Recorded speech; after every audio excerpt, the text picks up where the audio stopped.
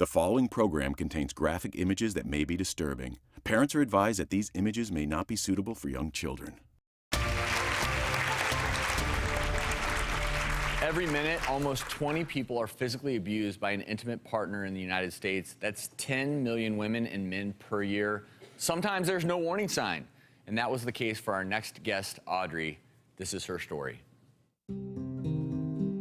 I met Chris randomly one day in an online chat room. We fell in love pretty quickly. He was very charming, and within 6 months I had moved to Brooklyn to live with him. We got engaged and got married on our 5-year anniversary. We have 2 boys together. Chris was very charming, romantic, the sweep you off your feet kind of guy. Issues came in when I discovered that he had been lying to me from the very beginning. I found out 3 weeks after our first son was born that Chris had been married the whole time. There was no violence in our relationship whatsoever until I separated from him. November 17, 2009, I stopped by his house in between school and work. As soon as I opened that front door, the first thing I see is him with a butcher knife in his hand. He bum rushes me like a linebacker, and he scoops me up. I'm in complete and utter shock. Chris then takes me into the garage and puts me face down onto the ground and proceeds to try to rape me with a butcher knife to my throat. I had no idea how I was going to get out of there, but I began saying anything that I could to pacify him enough to make him stop. I remember him putting the knife down, and that is when he picks up a hammer. He swung the hammer back and forth 4 times, bludgeoning me. I could feel the warmth of the blood running down my face. In my mind, I was a goner. An image of my children came to my mind. I could not bear the thought of them being left alone. After he hits me with a hammer, he then lit a candle. There's this moment where he looks at me. I felt as though I was peering straight into the devil's eyes. I knew exactly what he was going to do to me. He tosses gasoline all over me. Then he tosses the candle at me. Before the candle even hit me, I was already up in flames. Emergency dispatch. You need an ambulance. Tell me exactly what happened. I don't know.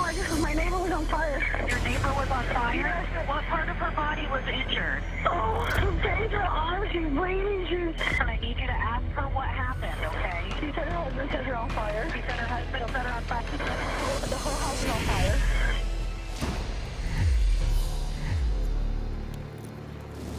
I absolutely thought that I was going to die that day. After years of struggling with her physical and emotional scars, Audrey was given an opportunity that changed her life forever.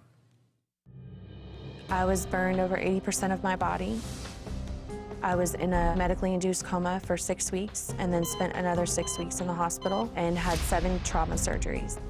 When I first looked in the mirror, I just recall being absolutely horrified. And only moments later, I'm already telling myself, he robbed me physically, but he's not gonna rob me emotionally, and he is not gonna rob me spiritually. I came in contact with Face Forward through one of my friends.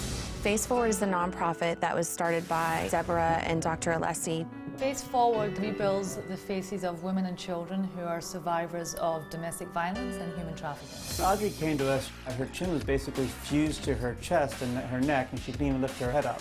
And so the first set of surgeries was to release all the scar tissue that had contracted, pulling her entire jaw and her chin down. After her first surgery, she became like a supermodel, but not just seeing the physical, but what it did to her emotionally. She could hold her head high. Audrey, everything is looking pretty good overall, though. It's just fantastic. As a victim, you tend to lose your faith when the community and people that give back rally around you. It helps to restore your faith in humanity. I love you. Okay, take care, Audrey.